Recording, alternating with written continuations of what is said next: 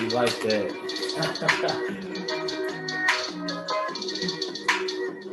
Woo!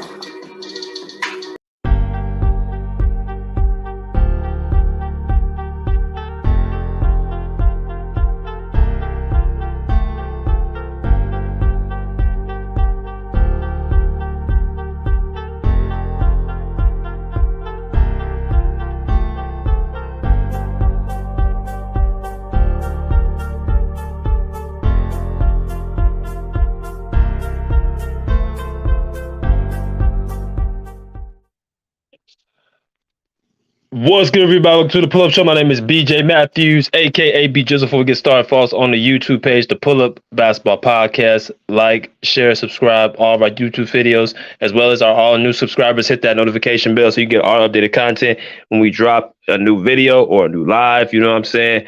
Make sure y'all hit that button as well. And if you'd like to show your love to the Pull Up Basketball Podcast for this great content, y'all can do so by going to our Cash App right there in the ticker. $ BJ Matthews, y'all see on the screen, or you can click the link right there in the chat box above, right below the video, or the PayPal at Project Masters. You know what I mean? If you like to donate that way, or we also have our super stickers and super comments available. If you have a comment that y'all want to have read out right under the video, y'all can go ahead and do that by hitting that thanks button with the $ symbol, and y'all can have the comment read. If I get a chance to see it, then I will read the comment out to everybody. No questions asked, y'all priority. But let's go through some of these comments, man. And let's get right to it. The realist says, salute BJ and Chad. I told y'all Denver is too much for the Heat.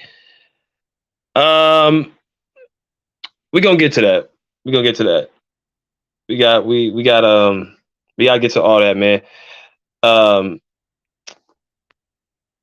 Joel Santana said Jimmy Butler ran from the smoke tonight. No aggression. He repeatedly turned down wide open shots. He made me waste my time. Okay. Great comment. Y'all keep the comments coming. Keep the likes going as well.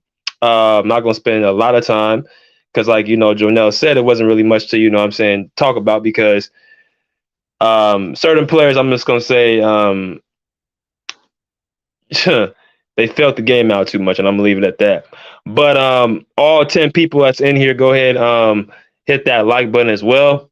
We can get more people in there, and we can go ahead and talk about it. So the Denver Nuggets drew first blood, with a 93-104 win over the Miami Heat. The leader of tonight's game was Nikola Jokic with 27 points, 10 rebounds, and 14 assists. You know what I'm saying? All around great game by Nikola Jokic. And reality, the Denver Nuggets in general, they just, for the most part, was pretty much playing Denver Nugget basketball. And I kind of want to talk a little bit about a few things like the analysis of the game tonight, as well as what I think the adjustments will be for game 2. And, what I see Denver has over Miami and something that they can exploit because, I'm trying to break the game down in many different ways for y'all, y'all can see it from different angles. But nonetheless, the Denver Nuggets did win, tonight 104-93. And it was pretty much a situation where Denver led the entire game. There was sequences where Miami did cut the lead down to, I believe, 8 points was the most they cut it down to.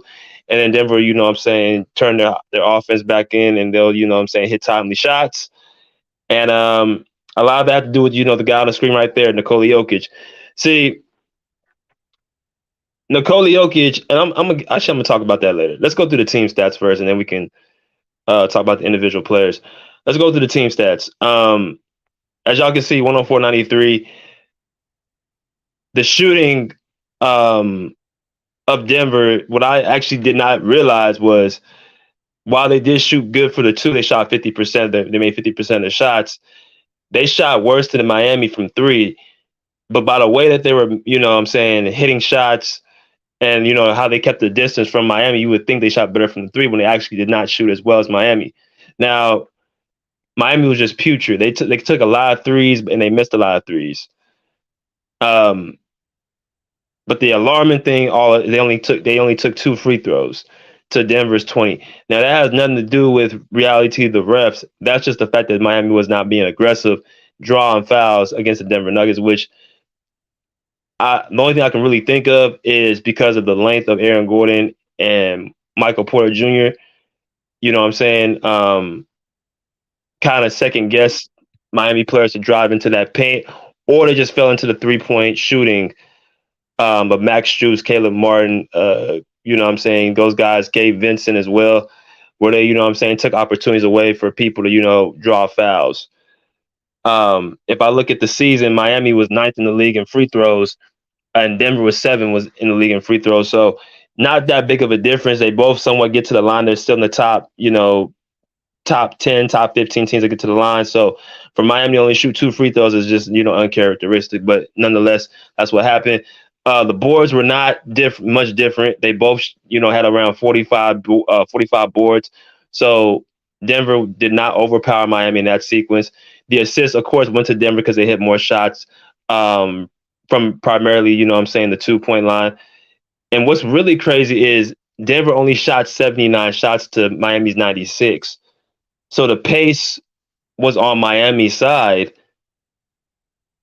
and the second chance points were on Miami's side. They just didn't convert. Now I don't know how to take that as a positive or negative, because if Denver gets more shots and more opportunities to score, it can blow the game more wide open. But if Miami hits more shots that they miss, then that can put Miami back in a good position. So that's what this game was kind of like. You know, you kind of take from, you know, each side positive and negative, right?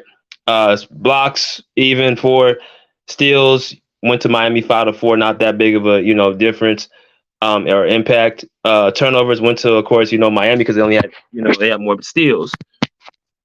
Points in the paint went to Denver, and personal fouls, you know, Miami was, you know, in foul trouble somewhat, not really, but they had, you know, much like twice as more fouls than Denver. Some of them are questionable calls, but nonetheless, that was something that Denver could possibly exploit. Was, you know, getting Miami in foul trouble. Joel Santana said Denver played perfectly though. Yeah, as far as, you know, sharing the ball and playing like how they usually play offensively, they did, but they missed a lot of threes that y'all can see on the screen. So they could have hit more timely shots. Now, let me talk about the individual on both sides. So let's start with Miami. Jimmy Butler had 13 points, shot 6 for 14 from the field, 7 rebounds, 7 assists, 1 for 2 from 3. Caleb Martin had 3 points, which was not what he was in the Boston series. 3 points, 1-7 for the 3 for the 2, and then 1-7 from the field. 4 rebounds, and then you got Max Strus, who had 0 points, 0 of 10 from the field, 0 from 9 from the 3. So that really bothered them. Duncan Robinson, 1 for 5 from the 3. 3 points, 1 for 6 from the field. Bam Adebayo had the best game tonight with 26 points, 13 rebounds, shot a little over 50% from the field, 13 for 25, and had 13, and 5 assists. So Bam was definitely their best player tonight, right? But, you know, Bam is not supposed to be the best player on the team. He's not supposed to get 25 shots, but that's what happened. And I'm going to get into a little bit of why I have an issue with a certain player, why Bam's getting that many shots, as well as Gabe Vincent, he shot 7 for 14 from the field, 5 for 10 from the 3, had 19 points. So I got a problem with those two guys being the leader of the team. I'll get to that in a minute. I do like Highsmith too. I think Highsmith can be a good rotational player for them as well, because I seen that the moment to me wasn't too big for him. I just think he needs to, you know, continuously get around 20, 25 minutes a game. And especially when they go back to Miami, I think he needs to be playing around 25 minutes. And I think Spo needs to give him, you know, if Strus is shooting like how he shooting the next couple games, you gotta set Strus down, right? Because I think they still try to feed him and keep his confidence going, but 0 for 10 ain't gonna cut it. So we'll give him the next, you know, game to see if he can, you know what I'm saying, wake up. Denver. Let's talk about Denver a little bit. Salute to my man Pagan 180.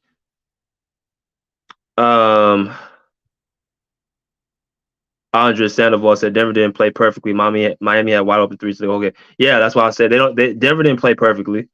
They missed a lot of 3-point shots as well, and they missed a lot of defensive assignments. So I don't know if that's just because Denver's not a great defensive team. So I don't know if that's just like something that they probably going to do the whole series where they're going to miss assignments, or that's just something for one game. Right. Make sure y'all keep hitting that like button. So if we look at Denver's side, this is how the scoring and the stats went on their side.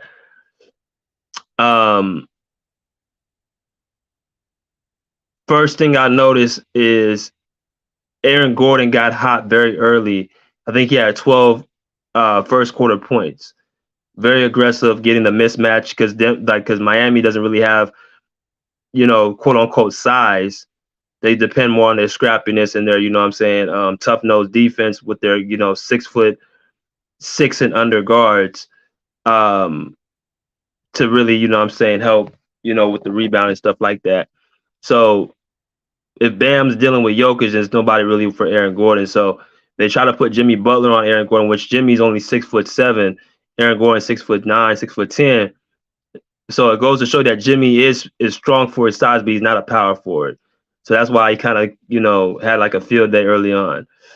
Michael Porter Jr. Shot the ball bad, shot 5 for 16 from the field. Like I told y'all before about MPJ, he shot 2 for 11 from the three. He's gonna be like he's a streaky shooter. He's streaky, right? He's not a guy that's gonna be consistent from shooting the three ball. So expect Michael Porter Jr. to have numbers like this. Cause this ain't the first time I've seen this from him. So that's one player that's streaky. We kind of know who he is. KCP, along with Bruce Brown, 7 and 10 points. Those are the scrappy guards to go at the other team's opposing best offensive guards and take on that responsibility. Jeff Green had 4 points. I mean, I don't really expect too much from Jeff Green. He's 36 years old. Even though he's great for his age, he's just not no longer like impactful player like that. But it's impressive him still even getting the type of minutes he's getting. They shot KCP and Bruce shot, in praise. I would say like average from the 3-point line. More so Bruce Brown than KCP. And Bruce Brown only got 21 minutes tonight, though. That's the kind of crazy part. And KCP got 36. So I think that's not enough minutes for Bruce Brown, 21 minutes. But the two stars, Murray and Jokic, both had, around a little over 25 points each. And Jamal Murray shot 50% from the field, 2 for 7 from the three, but he also had 10 assists. Now, Jamal is somebody to me that he's kind of playing at his own pace. He's not really taking out the time to try to, trying to go full speed. He's actually directing the offense. He's actually, directing the defense. He's playing at his own pace. So I think he can get to another gear, in game 2 and then beyond, and then so. And then Nikola Jokic, of course, had the triple-double, not really, nothing special. Like, that's what he does. And he really didn't go off tonight. He really didn't have to. You had 2 other guys that shot the ball more than him. He was dominating them. He was dominating the game more off his passing. And that's why I said in the thumbnail that I said, he's a problem because, look, usually, the guy like this, if you take away his scoring, that pretty much, takes him out the game. But because he's such an elite, he's more of an elite passer than he is a scorer. That's what makes him so much of a problem. Because now what he can do is you're finding guys and they're hitting shots, and they're hitting timely shots.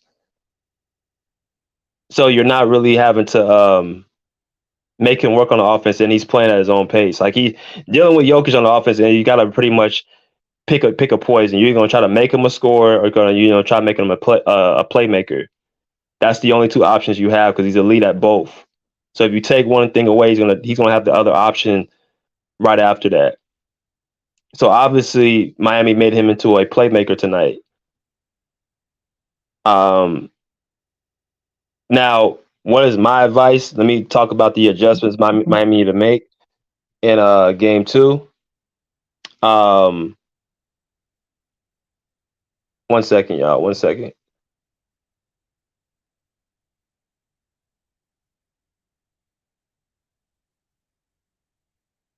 All right. Miami needs to make a couple of adjustments. First off, they gotta. Of course, the most glaring thing is this right here. This right here is the most glaring thing, right? Caleb Barton shot 1 for 7 from the field. Max Strus shot 0 for 10. Now, this is game one, and it seemed like to me that Miami had no interest of trying to take away shots from these two. Caleb Martin obviously was big for the Miami Heat in the Boston Celtics series. This is his first NBA Finals that he's playing with, and getting heavy minutes. And then Max Strus, another player, has been a good rotation player for them all season and last year. So they're not going to take away shots for them. And I don't think that Spoelstra and Jimmy and Bam and Kyle Lowry and Gabe Vincent and Duncan Robinson and all these other guys on the team want them to stop shooting. But this is the big reason why they fell in the hole, because they get, like, Miami got open shots to score, but they just couldn't convert on the open shots that Denver was giving them. Like, if Strus would have made like 3 of those 10 threes, and and Caleb Martin would have made like 2 more jumpers, and Miami would have won. So that's when I seen, okay, Miami's not really overmatched. It was not about the defense, it's about the offense. We know Miami struggles with generating points outside of Jimmy Butler, because most of these guys are not guys that get their shot off, but they get their own shot off. Gabe Vincent can do it. Caleb can do it in spurts. But Max Strus and Duncan Robinson, those guys are more so catch and shoot guys. Right? So when they struggle like this, it's a problem. It looks very bad for Miami. So that was a big reason they lost. Also, Jamal, to me, people, they say, like, who should the Heat really key in on? Should it be Nikola Jokic or Jamal Murray? So going into this series, of course, the Miami Heat focused on Nikola Jokic, and to be quite honest with you, the Nuggets, for them being a high power offensive team, they averaged 117 points this season. They only scored 104 points tonight. So reality, their offense was not all that tonight. Now, definitely could be better in game two. Like, I'm pretty sure it can be, especially at home. But I already said this at the beginning of the series. I said it's going to be Miami's defense against Denver's offense. So, excuse me. So their whole thing is they're going to try to key in on Jokic and focus on him. Right? My opinion is they need to key in more on Jamal Murray, because I feel like Jamal is more the explosive scorer, that he can get hot at any instance, that he can take over game with his scoring. That's because that's what he is. He's a scorer. He's a shooter. He's a big time player. So you have to stop him, to me, over Nikola Jokic, because y'all saw Bam tonight. Jokic, I mean, for all intents and purposes, people say Jokic can't be stopped. Well, Jokic couldn't stop Bam tonight. Right? Yeah, I think he had 26 points and like 13 rebounds tonight. And he was very efficient from the field. So that's a matchup right there that you can actually go at Jokic and make him tired. Because even in the fourth quarter, you had commentators saying that Jokic looks tired. Like, this ain't nothing new. Jokic been doing that. Like, in the fourth quarter, he gets tired.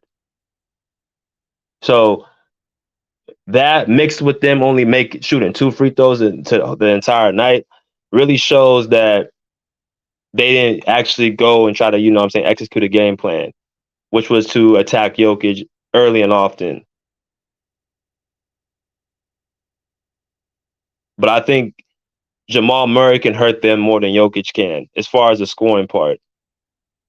So if you take him out, if you put Jimmy Butler on Jamal Murray and put him on defense, that's going to put pressure on Jokic to have to be a scorer now, because ain't nobody else on the Denver Nuggets going to generate offense at a consistent basis like 25, 30 points.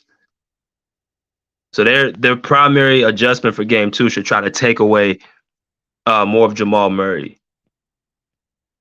Right? And the last thing I want to talk about is I want to talk about I want to talk about this guy right here.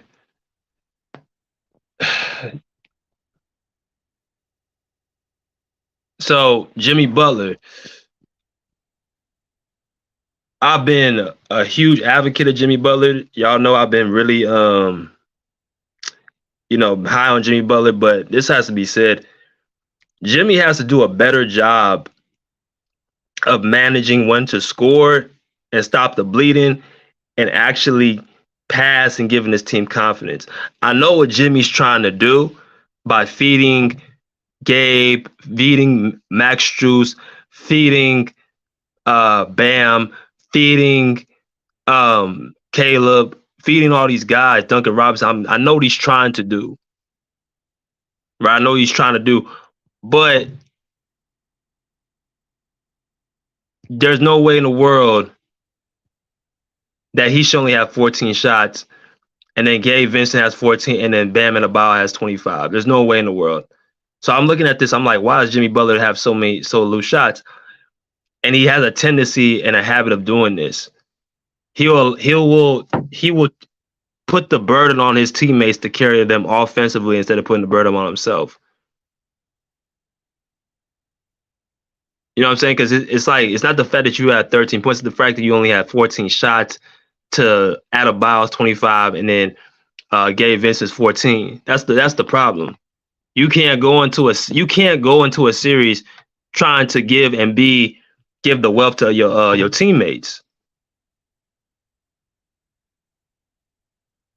And like I said, Denver ain't like their defense is just like suffocating the Miami Heat. They're just not taking certain shots. Like, you playing too much into the play. And I just realized that's how Jimmy is, man. Jimmy is like, Big Tone says it all the time. Like, he does this all season. He's so unselfish because he doesn't want to lose his teammates. He wants his teammates not to lose confidence. But check this out. If you see that your teammates is continuously clanking and missing shots, you don't have to try to strip their confidence. Their confidence will be stripped by them just missing, jumpers. Caleb Martin missing jumpers. I don't think his confidence will be stripped, but he's going to not want to keep shooting. He's going to look at you to start shooting the ball. And once you start getting your rhythm, hitting like 3-4 shots in a row, then that's what will actually empower him to start, okay, well, now we got the game under control. Let me get another shot off. But when you keep passing the ball and he keeps clanking and he keeps missing, then it's not helping his confidence. Now, if they were making shots, okay, keep feeding them. But if you see them missing, you see Caleb Martin, you see Max Strus 1 for 7, 0 for 10, their confidence ain't getting stronger by continuously seeing the ball not go to the basket.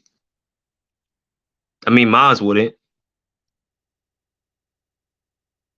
So Jimmy has to do a better job of actually stopping the bleeding, because especially in Denver, with that crowd going away, they're going to look at you to try to stop the bleeding, not no one else.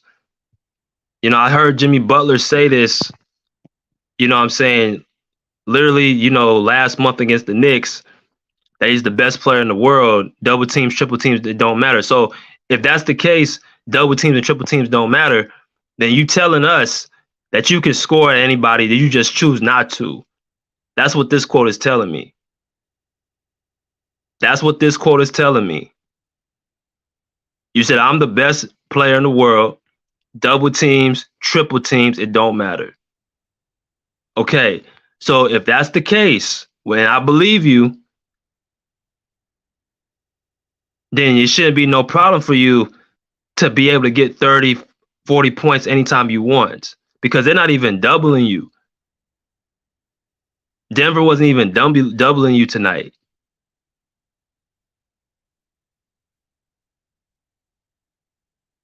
And you still end up with 11 points. So that again, that's just frustrating to watch because this is the NBA Finals. I know you have a little ankle injury, but I don't want to hear that either because you played on a bum knee last year. And I have all these injuries in the playoffs we've seen. Kawhi with a torn meniscus had 31 points. De'Aaron Fox playing with a bummed finger. After game 6, I think he had like close to 30 points. You had Joel Embiid dealing with an injury. You had Jason Tatum come back from injury, the team that y'all beat after that ankle. Like, so I don't really want to hear that. Jimmy has to do better. If he's the best player in the world, he needs to play like he's the best player in the world. Because now across from you, you got a guy who a lot of people are calling the best player in the world. So this is your opportunity and a great chance for you to actually knock all that down. So Jimmy, yeah, it's your turn. This is the difference between him and Kawhi. See, Kawhi, when his team is losing or his team is down, he doesn't get more serve. He gets more. He don't get more passive. He gets more aggressive. If his team is down 10, 15 points in a closeout game or a game that matters, as he's not going to turn it down. He's going to turn it up. He's not going to put the onus on guys like Russell Westbrook and Eric Gordon and Terrence Mann and Nicholas Batum and Marcus. He ain't gonna put the onus on those guys. Paul George. He ain't gonna put the onus. He's gonna put the onus on himself to take them home. So if y'all ask me the fundamental difference between Kawhi and Jimmy Butler, that's the fundamental difference. Like, your team needs you to put the ball in the basket, and they looking for you to put the ball in the basket. You gotta look at the basket and look to score.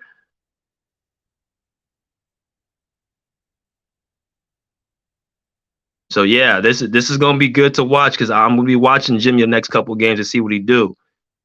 But Denver,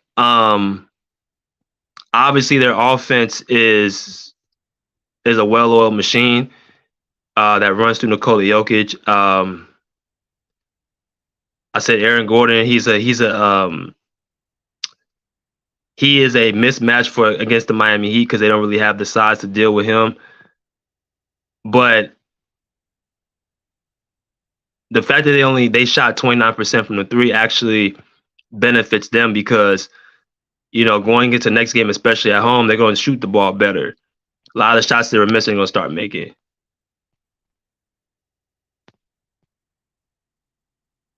Yeah.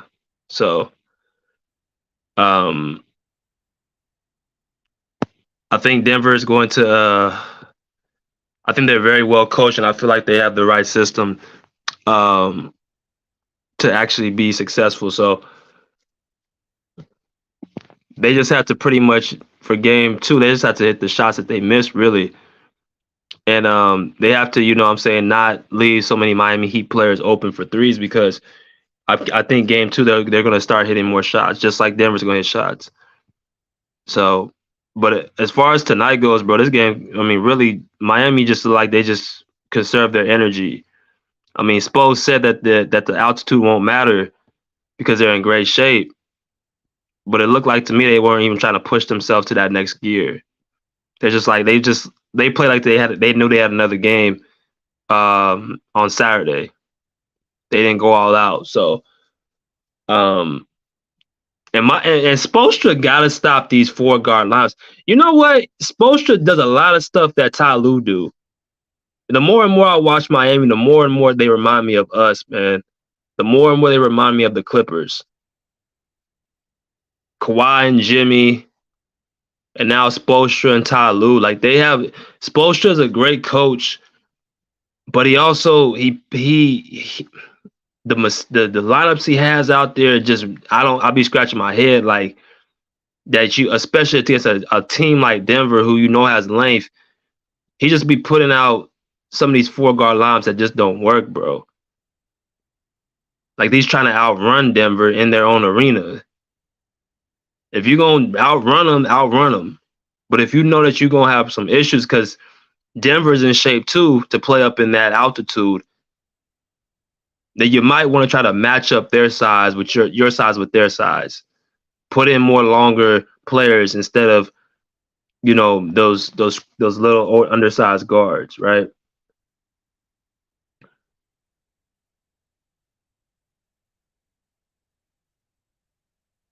Adam Hurley said, Strus already proved that he's not cut. Strus going 0 for 10 already proved that he's not cut for this bench him. I'm gonna let him. I will put Duncan Robinson. I like to see him in the starting lineup, but I'm gonna give him game 2 to see how he performs. Cause I do think Strus has earned the right to at least get have a spot, a considerable spot in the rotation, based off what he did last year in the Eastern Conference semis against the Sixers, how he guarded James Harden, how he hit a lot of big shots. You know what I'm saying? How he played in the Boston series. I think he's earned a spot to at least be in the rotation. But yeah, if he played like how he played tonight on Saturday, yeah, you got to bench him. Especially that guy Highsmith. They need to start looking to give him more rotational minutes as well, and Duncan Robinson. Because what I said again, Miami doesn't need more defense; they need more They need more points. Because when you start scoring, that slows the game down. But when you start continuously clanking, then now it makes it tough for you to actually get in the rhythm and you actually to be able to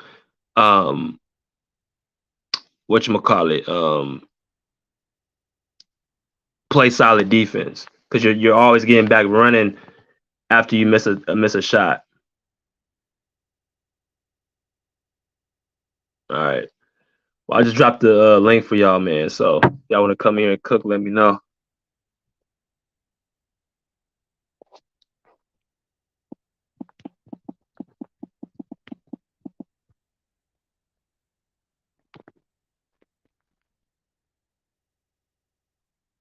Adam Hurley said they should have started Yustovic at center 6'11" and gets a ton of rebounds and can score.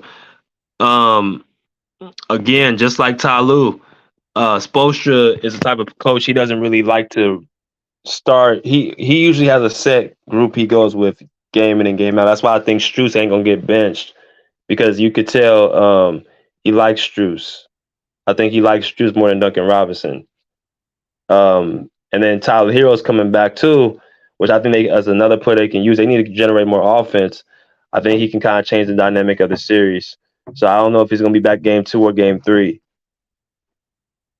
So, but it starts. Jimmy has got to be more assertive and more aware of what's happening around, bro. You cannot be this passive in the next game. And I don't know if it's Jimmy's skill. Like I said, I think it's more of his skill set. I don't think it's his mindset. I think it's his skill set to be able to hit timely jumpers over and over anywhere on the court. You know what I'm saying? I don't know if I think that's pretty much what it is. But yeah, they gotta fix that. Jonelle Santana said Kawhi got different gears to his game. Yeah, he do. He certainly do. Kawhi can do it all, man. That's why skills are so important. Skill set gotta be on point. You know what I'm saying? But yep. He said it definitely hit the paint more in game 2. Yeah. I mean, the good thing is with Miami, is what Bam is able to generate offense. Because that was going to be the big thing. Like, Bam was going to get destroyed by Jokic, which I don't see him getting destroyed because Jokic can't really deal with him either. So you have to make it where you drawing fouls on Nikola Jokic. And once you start doing that, the game starts slowing down. And then that's when you're able to uplift your team because, Jokic, for whatever reason, like when Jokic gets out the game, that's when the Nuggets become very vulnerable. So they rely more on Jamal Murray to carry him. That's why you guys remember last year that the Nuggets were so bad, even though they were just missing one player, missing Jamal Murray, because Jamal Murray carries the load when Jokic goes out the game. That's why people kept saying, why does the Nuggets look so bad when Jokic goes out? It's because the Nuggets don't have enough playmakers. You know what I'm saying? Jokic and Murray are the best playmakers. So the rest of the guys are mostly they're catch and shoot guys or scrappy defenders. That's what they are.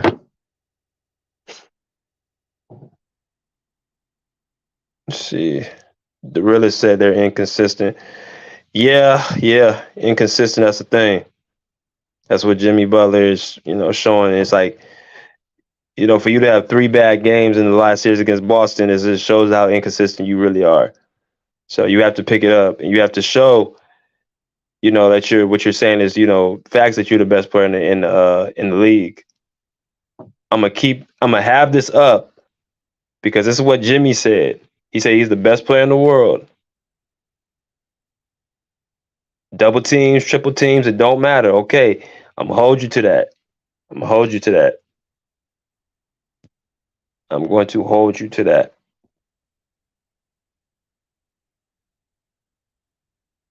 Let's see.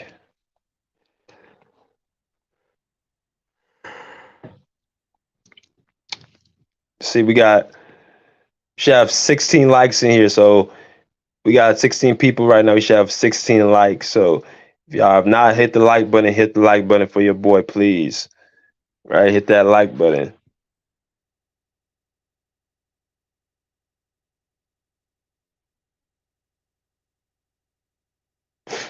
Let's see. See, I learned from Elite Bees that guys that fall in love with the 3 can kill your team. That's why I don't like Strus. Yeah. Even Duncan Robinson is starting to put the ball on the floor and go to the basket more than Strus. Like, again, when you hitting threes and you hitting shots, it looks real good. It looks very good. But when you're not hitting shots or hitting threes, it looks very bad. So they have to pick. He has to pick and decide what he's going to do and, end up sticking with it. But going 0 for 10 from the field and 0 for 9 from the 3 is just not going to cut it. You know what I'm saying? So I'm going to give, Max another game, to be better. If he plays better, then, you know what I'm saying, he can start again in game 3. If he doesn't, you got to sit him down.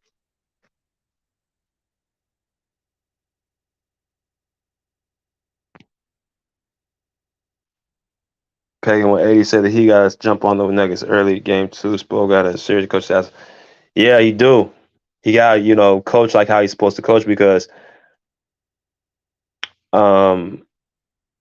if he don't coach and go there with a serious mindset, then he's not going to be – it's going to be another game where it's going to be the crowd determining the win because Denver plays off of their crowd just like any home team. Now, if the game was in Miami, it'd be a little bit easier because you got the crowd, the home crowd behind you. But when I watched the game tonight, I was just looking at Jimmy I'm looking at Jimmy. People looking at Strus and Mario. I'm looking at Jimmy. Because again, you can't put that pressure on your role players. Because once you do that and say you're just trying to, instill confidence in them, instilling confidence, you can also instill that by them watching you be great.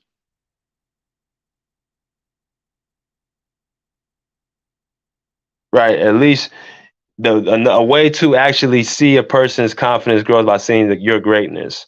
When your teammates who can't do everything, they're not physically capable of doing what you are able to do, and you actually go up there and you know what I'm saying, do it, and actually show that you have an ability that they don't have, that empowers them, that inspires them.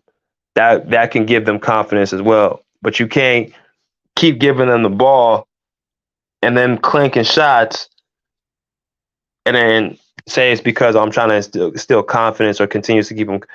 They're having an off night, and you giving them the ball is not going to bring them more confidence. It's going to bring them more irritation. Max Strus know he can shoot the ball. Caleb Martin know he can shoot the ball. So they're just looking at it like, damn, why ain't no shots fall? They're not looking at it like, oh man, I can't shoot. You know, I'm a bad shooter. You know what I'm saying? I should never like they want the night to be over.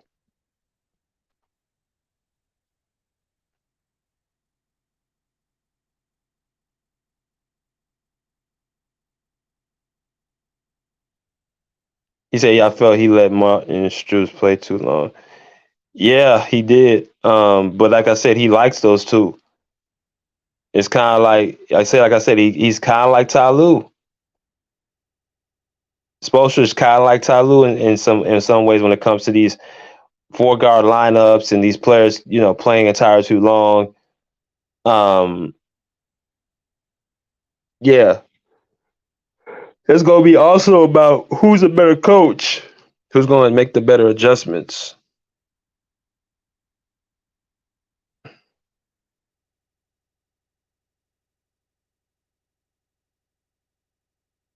Brother said he'd only 2 free throw attempts, not gonna cut. Yeah, that damn sure ain't gonna cut it. To Denver's 20, and like I said, it wasn't because of the refs. It was just the fact that Miami was not looking to get to the line. They're shooting too many improvised threes. Their offense is shaky because they don't have enough playmakers. That's why Tyler Hero, they're missing him so much because he's somebody that can actually score the ball as well as Jimmy. He can shoot the ball and he's polished. The problem with Tyler Hero though is his shot selection, but he has the skills to actually give you 20, 25 points. He's like a kind of like another Jordan Poole.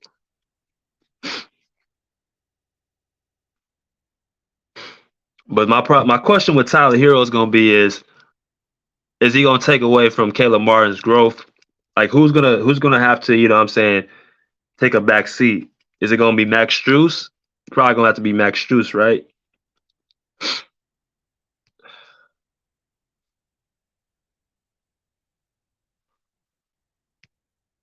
You said Heisman was a good sign. He brings an element of aggressiveness and athleticism. Yeah, that's what he is. He's a person that fits in with that culture. He's tough. He's aggressive. He brings energy. He brings grit. Yeah, I mean, he fits the culture in Miami. I like Highsmith, but yeah.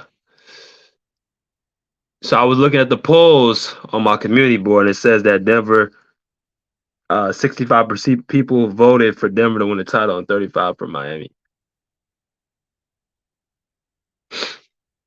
Yeah, 35 for Miami, 65 for Denver. That's actually, I thought Denver's going to be like 80-20 over Miami, honestly.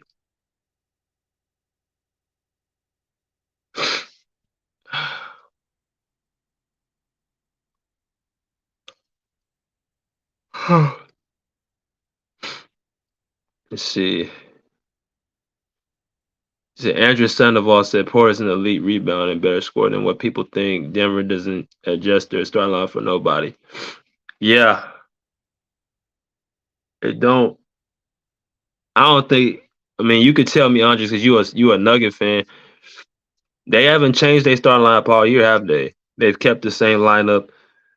Jamal, KCP, Porter, Gordon, and Jokic. That's pretty much their lineup, right?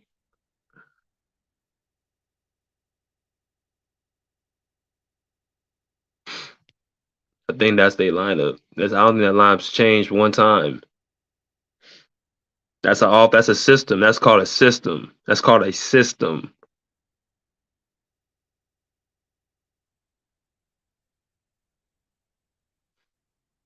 He said the Nuggets won't give Miami the chance to come back. Yeah, they won't.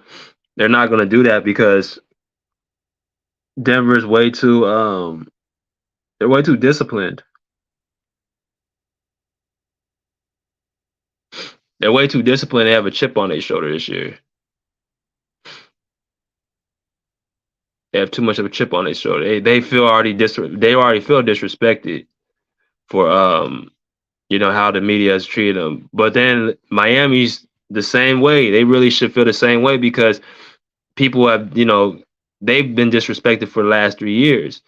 But yet they've had, success year after year going to the, deep in the conference finals or the NBA finals. So they should feel as disrespected as the Nuggets, probably more because they've been doing it more year in and year out. So I didn't see no fire tonight from Miami. I saw a team who knew they had another game to play.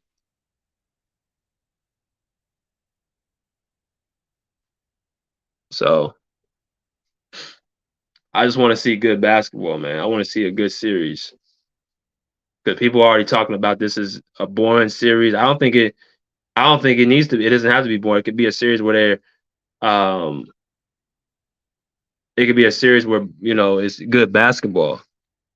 Like this could be an opportunity for the NBA to go back to get away from super teams because look at both sides. Jokic, Jamal Murray, and then Jimmy and Bam Adebayo, dynamic duos or teams with just one star and a bunch of role players. That whole era can come back. But the super team era is like to me is like over.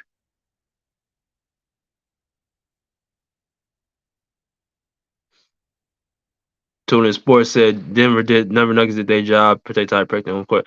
Yeah, and that's another thing I want to also bring up too. I see people saying that Denver automatically already won the series. It's too much. I don't think it's.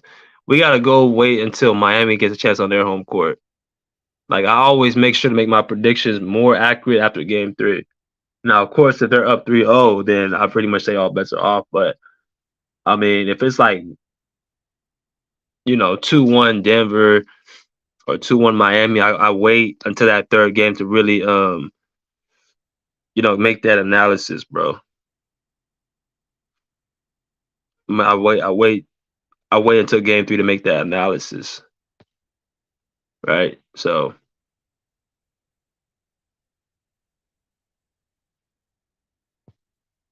you said was high altitude a factor again? Um no, I don't think it was. I mean, look, if you go in there thinking about the altitude, then you're going to go in there with the mindset of it's going to be hard to play here. You've already like these players played it in Denver before, so it's like every time you go back over there, you have to get adjusted to the thin air. Like that's just what it is. So you are expecting it. You're not running from it. You're just going in there. Say you're going to deal with it. Right? I think Paul George said in his podcast, like the first 5 minutes, you feel it, and then after that, you're good. So I mean, you could say that, but it's only to a certain extent. And like I said, the game was already was still in reach. The game was still in reach in the fourth quarter.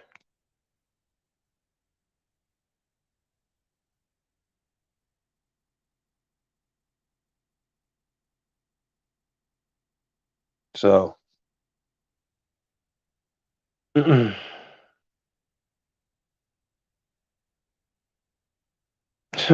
Santana said, he said it's born if you're a Laker fan element. Yeah. He said born if you're a Laker. But shit, I've been seeing it from other teams fans too. That they're not looking at this series as being all that competitive. Like the ratings are not that great. I believe it because more people want to see big names. They want to see the Steph Currys. They want to see the, you know what I'm saying, Giannis Antetokounmpos and, you know, KD's and Devin Booker's, even though they got eliminated. I want to see the Kawhi Leonards. Um, they want to see the big name people. They don't want to see, you know, Jokic and the Nuggets against Jimmy Butler in Miami Heat. They don't want to see that. That was shit. Screwed.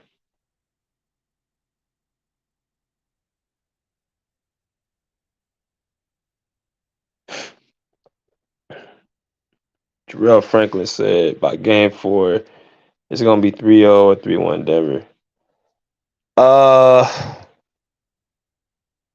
I don't think it's gonna be a sweep. Actually, I know it's not gonna be a sweep. I'm not sure why people think that Denver's just so much more outmatched than Miami.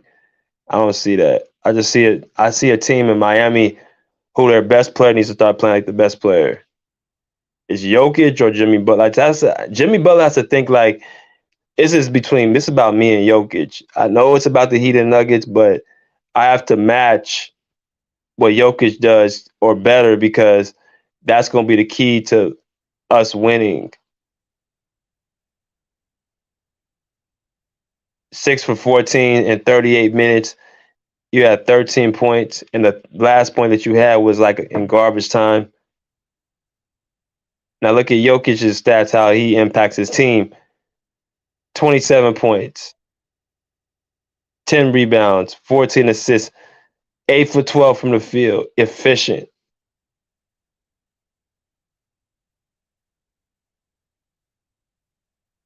I need Jimmy Butler to actually be elite at what they say he's elite at, and that's scoring the ball and playing defense.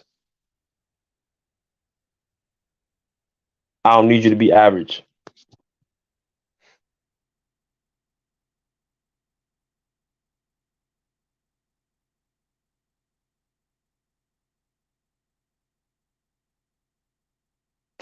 Paying A said, well, I expect the Heat to make more perimeter shots game 2.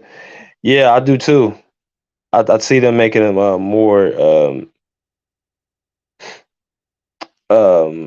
shots in game 2. But, you know, if they don't, it's going to be a repeat. So that's why I was so upset that Strus went 0 for 9 and Caleb went 1 for 7.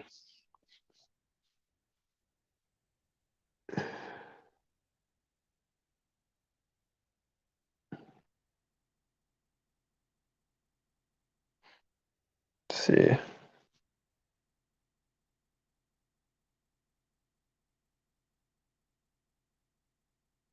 So the Heat goes to Jimmy goes, yep, that's what Spo said.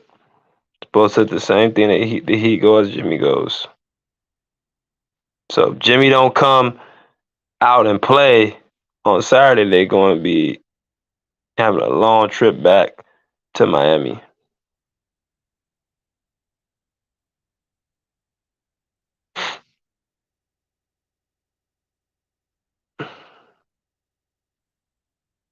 BJ, how'd you grade the Nuggets defense game 1? I see. Hell, maybe close to a D because I didn't see the Nuggets stop the Heat. I saw the Heat miss shots. They got wide open threes.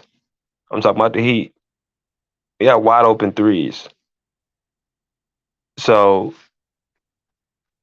that's a negative. On top of that, Bam Adebayo did his thing, going off on Jokic. There's holes in today's performance by the Nuggets on defense.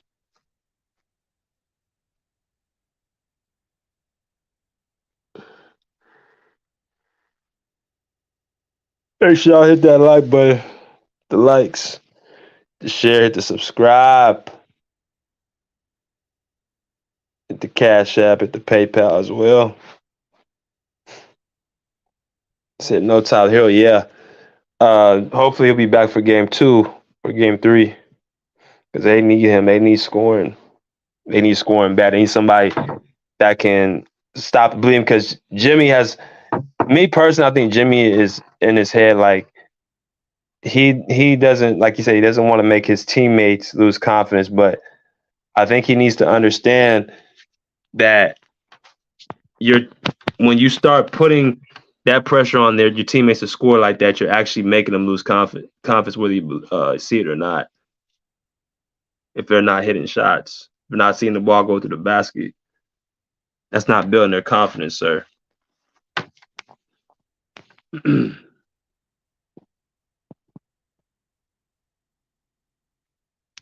gonna be on for like 5 more minutes, and if y'all don't want to come on, I'm gonna go ahead and end the live. So.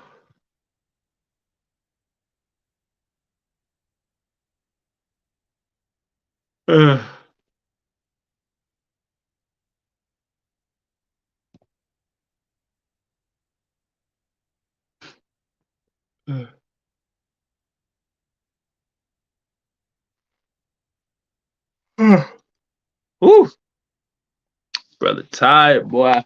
Y'all been in the lab. Been in the lab, boy.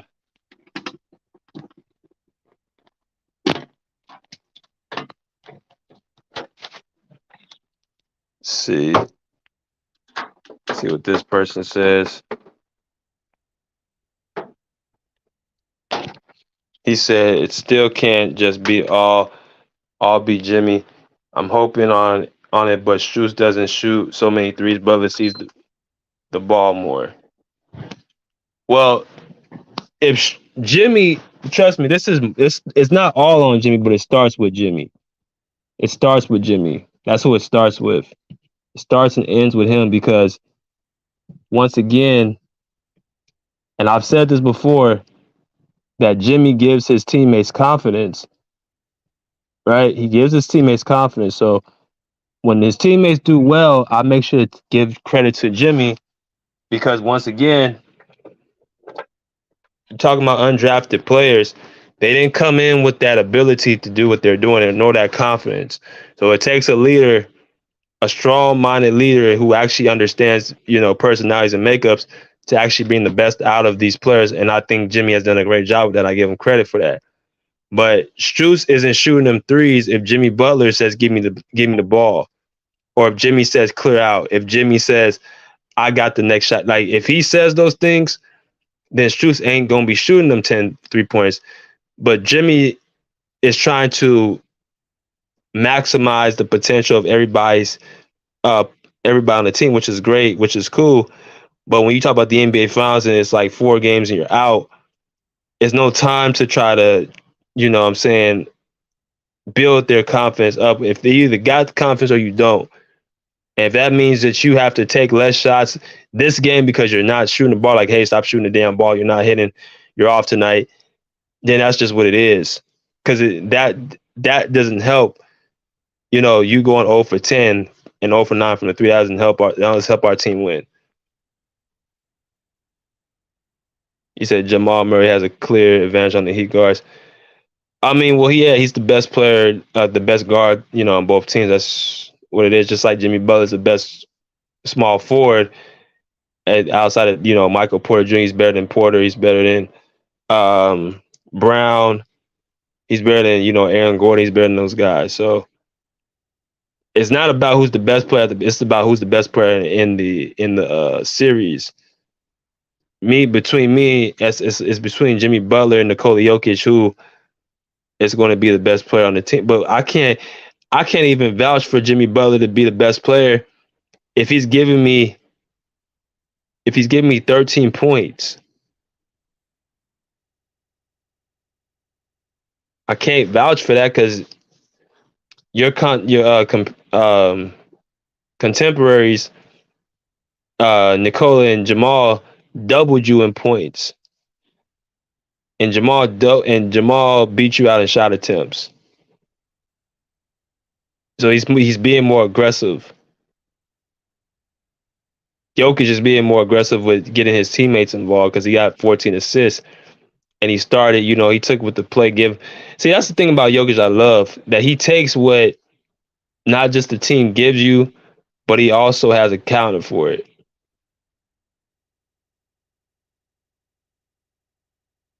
That's why he's been successful.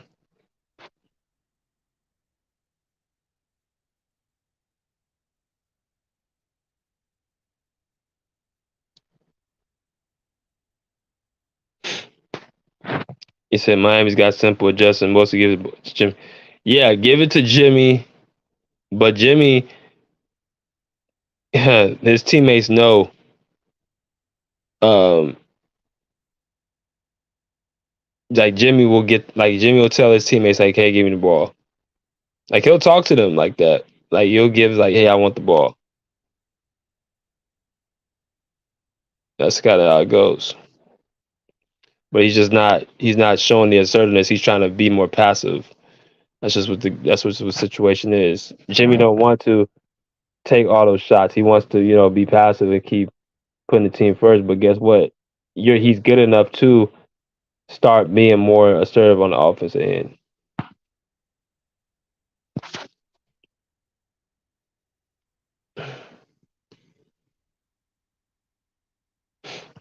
Let's see.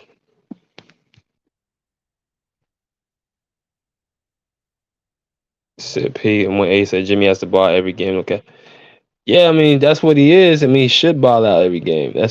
I mean that's the NBA Finals, bro. Like if you ain't gonna ball out now, when are you gonna ball out? It's what the greats, this is what the greats want. They want to be challenged. They want to be pushed. So,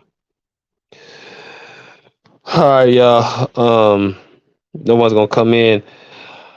I guess we'll just stop it here. Y'all make sure y'all hit the like, hit the share, to subscribe.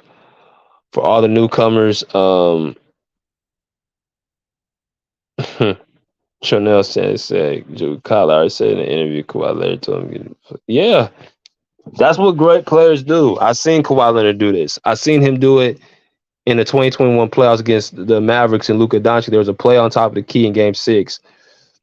And he literally held onto the ball and he pointed to one of his teams. I think it was Marcus Morris to go on the other side. Like and she did it.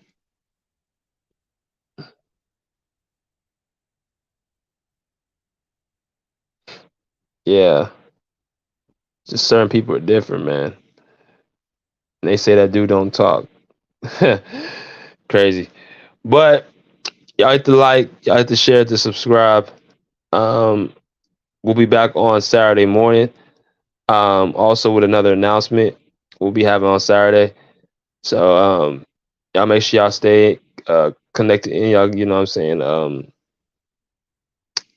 share, what I'm saying, the video. And we'll be back on Saturday morning. Pull up a seat, pull up a chair, live. Peace. Out of here like swimwear.